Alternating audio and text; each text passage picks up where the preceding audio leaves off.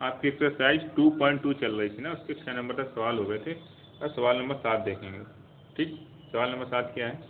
8 के 3 लगातार गुणजों का योग 8 8 8 मतलब 888 है। गुणजों को ज्ञात करना है। गुणज क्या होते हैं ये पता है? चलो पहले ये देखते हैं हम लोग। सवाल नंबर 7, गुणज क्या होता है? अगर आपसे कहें कि 2 के गुणज बताओ, जो 2 का पहाड़ा होगा ना, 2 गुणे 5 ये 10, ये 2 का गुणा, 2 गुणे 10 20, ये 2 के गुणज हैं, 2 गुणे 15 30, 2 गुणे 18 36, ये सब 2 के गुणज हैं। क्या है ये? 2 के गुणज। ठीक, इस तरह 8 के गुणज क्या होंगे? 8 गुणे कितना लिखते हैं बताओ? 16। जो हल करने पे आएगा वो होगा 8 का गुणज। 16 अट्ठे 128। ठीक, 8 गुणे 9, ये सब 8 के गुणज हैं। गुणज मतलब गुणज, गुणज शब्द बना है गुणा से। ठीक, अब देखो, अब यहाँ पर हम अपने सवाल पर आते हैं। सवाल क्या कह रहा है? 8 के 3 लगातार गुणज है ना, सवाल सब लोग अपना अपनी किताब में पढ़ेंगे। 8 के 3 लगातार गुणज है। 3 लगातार गुणज मतलब 8 को किसी संख्या से गुणा किया गया है, कोई संख्या है। ठीक, फिर 8 का फिर से उससे अगली वाली संख्या से गुणा किया गया। मतलब अगर 8 का गुणा किया गया है 5 से, तो 8 का गुणा 6 से किया जाए और 8 का गुणा 7 से किया जाए। ये लगातार 3 गुणज है। ठीक, ऐसे पहाड़ा पढ़ते हो, 8 दूनी 16, 16 8 हैं 24, 24 24, 16 और 24 लगातार गुणज है। ठीक, यहाँ पर किसी संख्या से गुणा किया गया, फिर अगली संख्या से गुणा किया गया, फिर अगली संख्या से गुणा किया गया है। ठीक, तो मान लिया 3 गुणज क्या होंगे इसके? एक बार x से गुणा किया गया, फिर x प्लस 1 से, देखो 1 का ही अंतर है यहाँ पर, लगातार गुणज निकालने में किसका अंतर है? 1 का। फिर x प्लस 2, यहाँ पर एक और जोड़ दिया गया। ठीक, ये बनेंगे 3 गुणज, ये बनेंगे 3 गुणज। ठीक है, तो ये आप समझ, ये इतनी बात समझ में आ गई। अब चलो सवाल पे आते हैं। सवाल क्या कह रहा है? ये मैंने माना 8 के 3 लगातार गुणज बराबर 8 गुणे x। ठीक, कॉमा, अब x में हम 1 जोड़ेंगे ना तभी तो अगला गुणज पता चलेगा। ये हो गया, और कॉमा x प्लस 1 तो किया था, और 1 और जोड़ेंगे तो 1 1 कितना हो जाएगा? ये 2, तो ये 2 हो गया। ठीक, ये 3 गुणज हो गए हमारे 8 के। अब आगे सवाल क्या कह रहा है? लगातार गुणजों का योग 8 8 8 मतलब 888, तो इसको हमें जोड़ देना। 8 गुणे x करेंगे तो 8x हो जाएगा, प्लस x प्लस 1। ठीक, प्लस इतना बराबर कितना है? यहाँ पर आप लिखेंगे प्रश्नानुसार। ये शर्त दी गई है ना।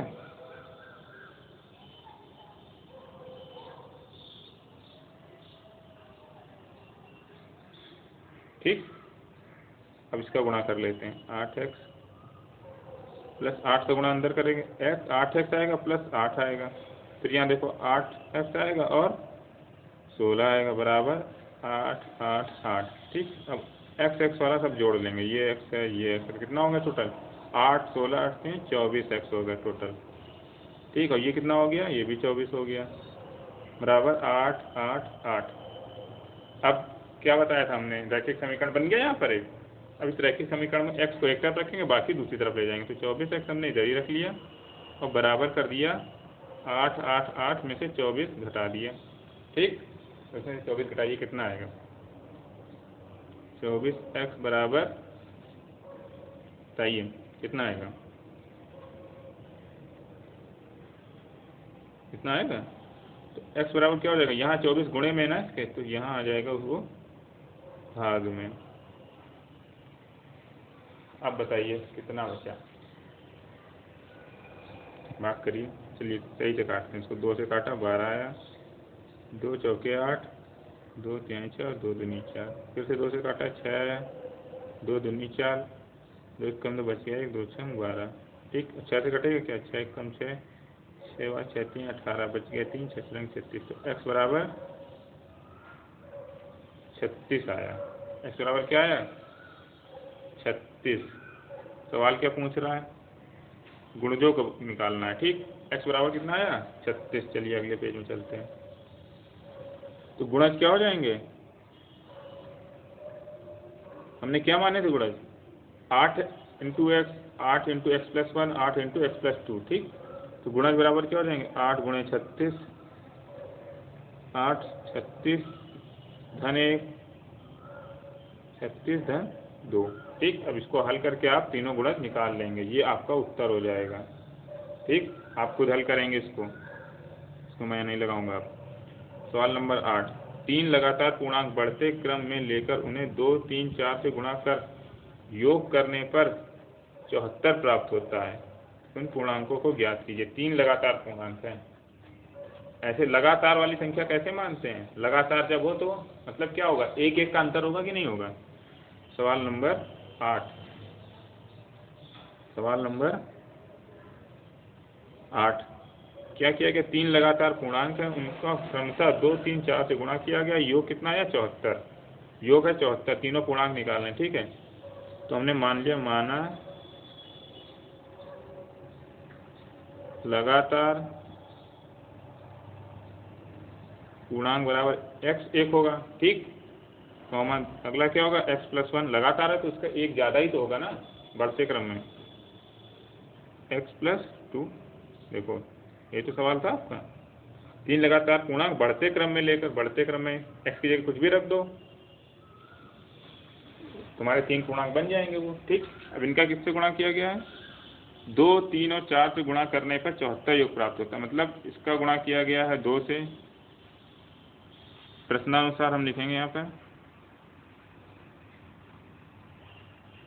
प्रश्नानुसार क्या है, x का गुणा किया गया 2 से,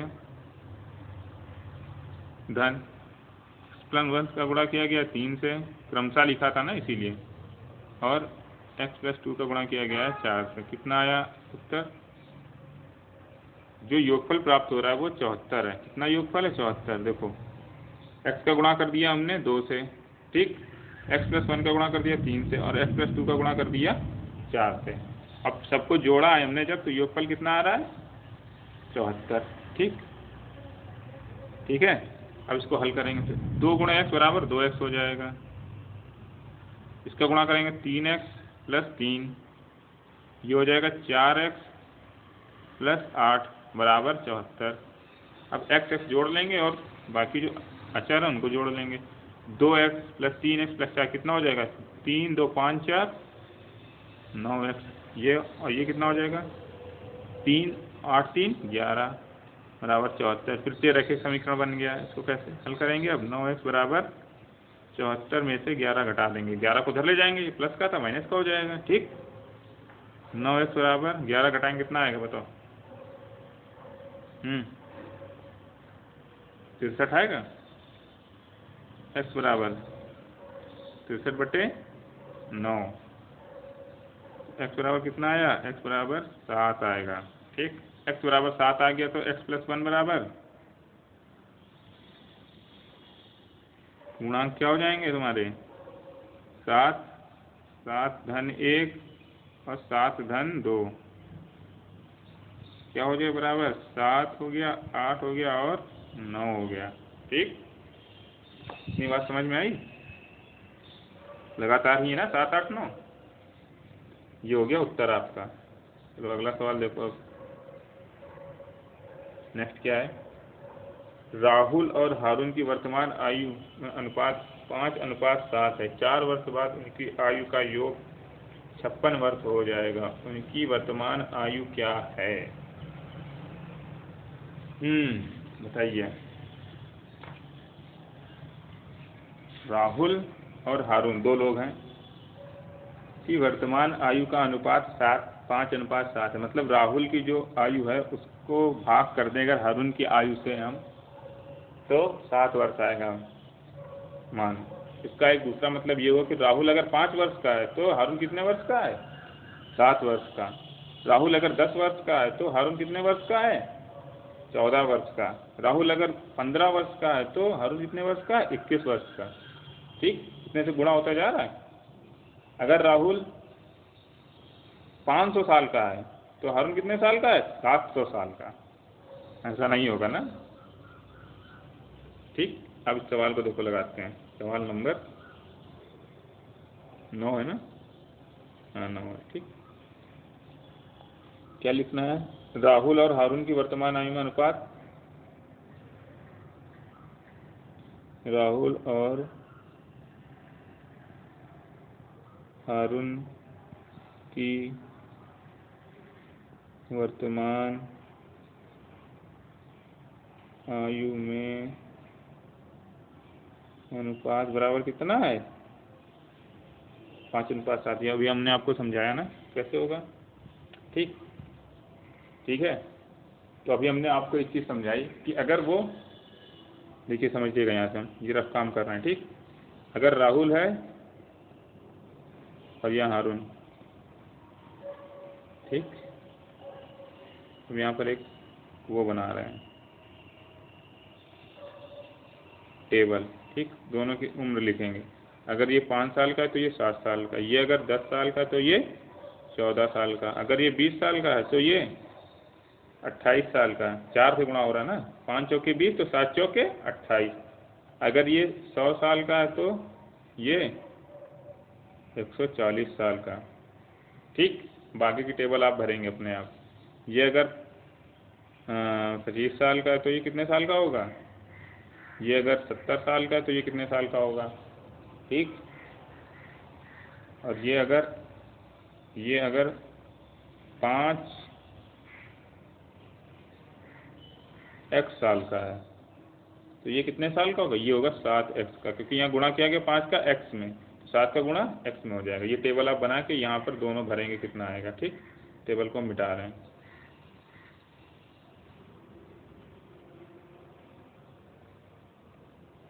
ये अनुपात का एक तरीका होता है हल करने का, कैसे हल करना। ठीक है, तो माना हमने राहुल की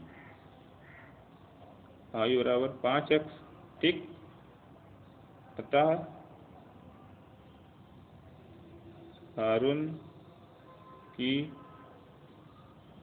आयु बराबर 7x हो जाएगी ना।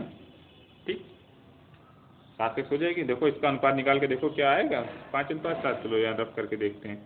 5x/7x, इसका मतलब क्या हुआ? 5 गुणे x लिखा और 7 गुणे x कट जाएगा। 5 का पहाड़ा x में पढ़ा कितनी बार गया? 5x में पढ़ेंगे तो 5 बार जाएगा। 7 का पहाड़ा 5x में पढ़ेंगे तो 7 बार गया, तो ये 5/7 आ गया। मतलब हमारा जो हमने माना है वो सही है। ठीक, इसको मिटा देते हैं। अब आगे सवाल देखिए, पढ़िए क्या लिखा हुआ है। आगे सवाल लिखा है कि 4 वर्ष बाद उनकी आयु का योग 56 हो जाएगा। 4 वर्ष बाद, तो 4 वर्ष बाद राहुल की आयु कितनी होगी?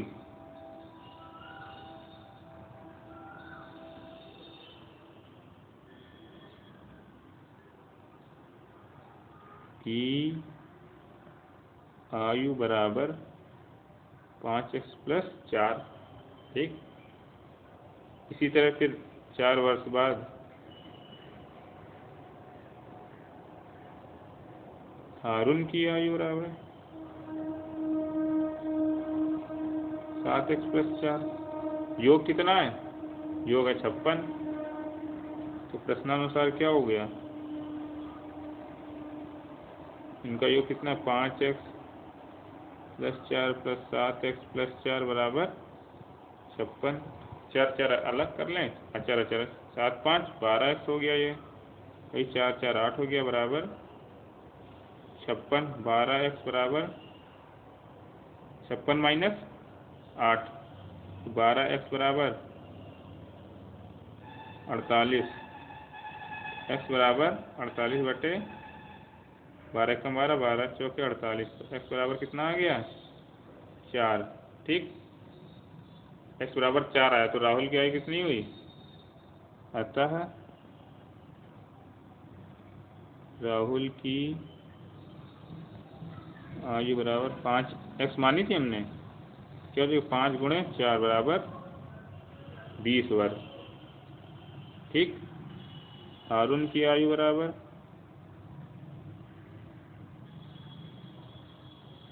7 गुणे 4 बराबर 28 वर्ष।